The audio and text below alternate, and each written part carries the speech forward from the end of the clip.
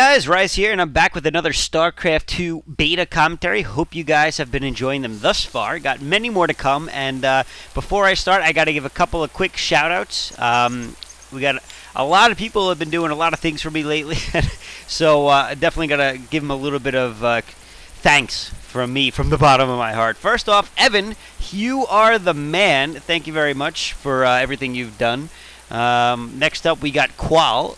Which is the Swedish word for jellyfish, apparently. Qualle is awesome because he has given me my very own beta key, so now I don't have to share an account with Diggity and or the TVG guys, so I can stop harassing them all the time. Hey, can I get on? Can I get on? Can I get on? And now I'm free to commentate and play as much as I want, which means, unfortunately, I've been playing a little bit more than I've been commentating, but having a good time nonetheless. So just want to thank those two. And then finally, White Augie, who 5 minutes after Qualle had offered me a beta key, White Augie asked me, hey, you want a beta key? So even though I didn't get it from him, I got to say thanks. He ended up giving it to LZ Gamer, so now I don't have to listen to LZ Gamer whining all the time about how he's the only one without a beta. I'm just kidding, Jake. But anyway, so that's all I wanted to give shout-outs to for now. Actually, no, one more. Technically, it's to a group of people. Just want to say thanks to all the guys who have been at the top platinum levels who have been sending me replays.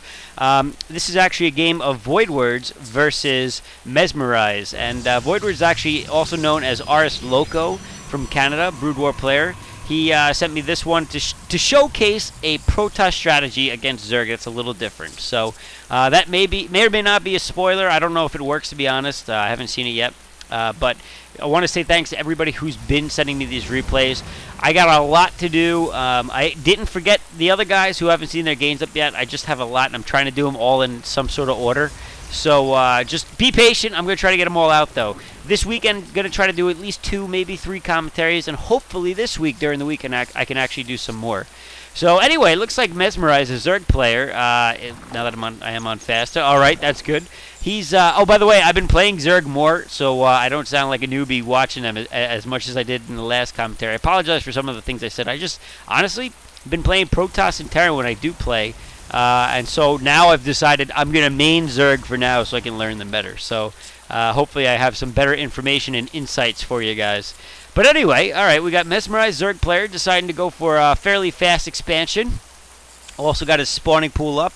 If we look at what people are making here, we got a queen coming out, as well as, for now, just droning up a little bit. Whereas we got Warpgate Tech and Zealots popping out for Voidwards. I'm going to call him Voidwards instead of RS Loco.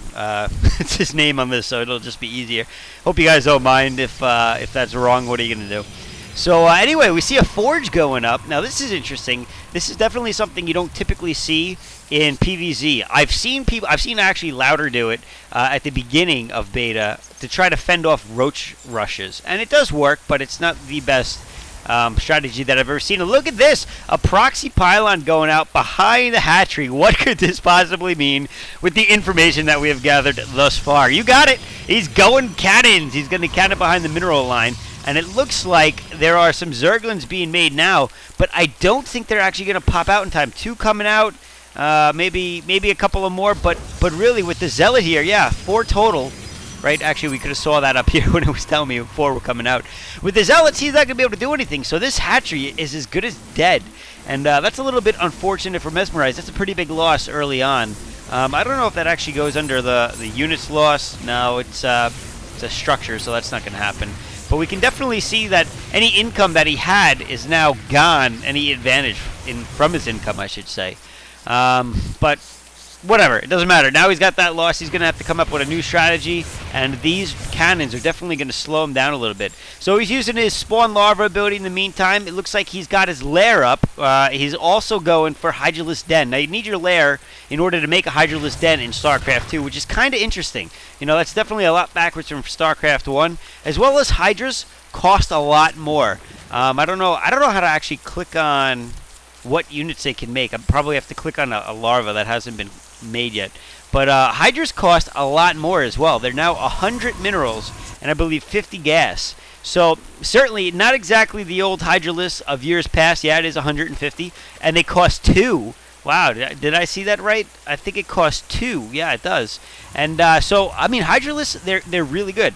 And if you get the range upgrade, they're even better, obviously. I think their range goes from like a 6 to a 7 or a 5 to a 7. Yeah, 5 to 7. And certainly, very useful unit. They do a lot of damage.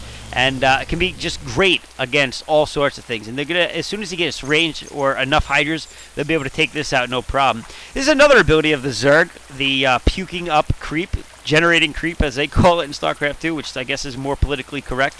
It's actually a technique that you can only get once you have lair, and then basically it just runs non-stop, and you can move it around, and basically the point of it is Zerg units move faster on creep, all Zerg units, and you'll see it as they run off, because it's actually a fairly big difference. And anyway, if we go back over to our Protoss friend Voidwards base, we'll see what is the strategy that's so weird that he's doing. And you can see right here, he's got a whole bunch of sentries. He's already got 8 of them, or 7 of them out, and he's making some more. It looks like, all right, maybe he's not actually making any more, but he's probably going to keep making them. And look at this. He is getting Hallucination. Now, that's pretty clever. We don't see Hallucination used enough, in my opinion, but definitely it's just a useful tactic to have. The worst comes to worst, they're like meat shields. So it looks like Mezmerize is going to stick with Mass Hydra for now. I haven't seen any other buildings for tech. And yeah, he's just making Hydras. He's probably just trying to take out these cannons. Yeah, taking out the pylon first. Very clever. Pylons, I believe they're weaker anyway than a cannon. No, they're not, but it's easier to take out the one pylon than the 3 other cannons. I forgot how much a cannon had versus the pylon. Sorry, it's basically 250 versus 400. But it goes down quick nonetheless, so it's still worthwhile, because then instead of obviously all 3 attacking you, then 2 attacking you, then 1 attacking you, you just go from 3 to 0. And the DPS is definitely better for the Zerg units at that point. So it looks like Mezmerize is now getting a base back up. You can see he's spawning a whole bunch of creep tuners. Tuners. And that's with his queen he's doing that. Now, it's kind of an interesting strategy, because once you make one creep tumor, they can spawn another one. So basically, you make one, and it costs 25 energy to do so, right? And once you do, and you gotta do that instead of spawning larvae. So that's obviously the detriment to doing so. But once you do, you got creep everywhere, and your units move faster. Now you can see, look at that slowdown from when on creep to when not on creep. It's like sprinting all of a sudden on creep, and it's cool how they do that. I like that. Looks like we got a Voidwards moving out at this point, and he's gonna start doing what he's doing with his unorthodox technique that I haven't seen yet. We're also seeing double upgrades coming from the Zerg player, which has become standard for sure in current beta play, to start getting those Evo chambers out and doing stuff with them. You know, it's one of the interesting things about beta, the evolution of beta, the Darwinian aspects of beta, is that people didn't upgrade it first. You know, like it was occasional, yeah, all right, I got money, I'll get, an upgrade. People were just buying more units rather than the upgrades. It's kind of interesting. And look at that. Zerg, the Overlord, was puking up some creep so that he couldn't put down a Nexus. It's a good strategy, actually. So, anyway, wow, look at that. And hallucinations abound. We got Colossus and Voidwards. That's kind of interesting. I don't know if you can actually choose your... I've never really used that, actually. But I'll have to find that out for the next replay commentary I do. Whether or not you can use them to your advantage. But certainly, look at that. I mean, scaring the Zerg back a little, able to push on in that expansion. Going to be able to take down that expansion using, look at that, using the force fields. Beautiful job to block that entire ramp. Now he loses his expansion again. At this point, the Zerg is very, very far behind. And, I mean, this is great for the Protoss player. He's going to be able to do a lot of damage here if he can just keep up in economy, especially with this expansion he's got going up. And he's got so many sentries that he can just keep force fielding like crazy. And there's not going to be anything that the Zerg player can do until he gets something like a roach, for instance, that can burrow under it. And I believe they can burrow under it. I'm sure we'll find out very shortly, because he is getting that right now. So, or no, he's not actually getting the moving burrow yet. He's just getting faster movements for now. But look at that. He does have burrow.